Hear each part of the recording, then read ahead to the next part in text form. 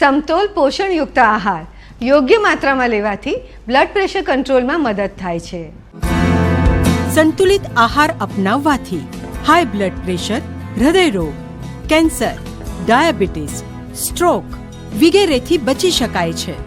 શાકભાજી 4 થી 5 વાટકી, ટામેટા, ગાજર, લીલી ભાજી, કોબી, ફ્લાવર, દૂધી, ભીંડા વગેરે. ફળો 2 થી 4, મોસમના રંગબેરંગી ફળો લેવા. દૂધ 2 ગ્લાસ રોજ. તેમાં કેલ્શિયમ, વિટામિન અને પ્રોટીન હોય છે.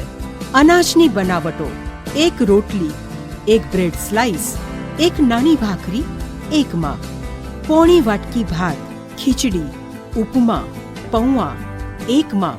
આવા રોજના 8 થી 10 માપ લેવા. તેલ, ઘી, માખણ અને દૂધની બનાવટ: તળેલો ખોરાક ઓછામાં ઓછો લો. મીઠાઈ, ચોકલેટ, આઈસ્ક્રીમ, જંક ફૂડ ખાવાનું ટાળો. પાપડ, અથાણા ન ખાઓ. રોટલી, ભાત, કચુંબર વગેરેમાં મીઠું ન નાખવું. રોજ 12 થી 14 ગ્લાસ પાણી પીવાનું ભૂલશો નહીં. મીઠું દિવસનું 5 ગ્રામ કે તેથી ઓછું. તો ચાલો આપણે સૌ સ્વસ્થ આહારને આપણા જીવનમાં અપનાવીએ. She is a medical doctor, health media expert, health and life coach and master trainer.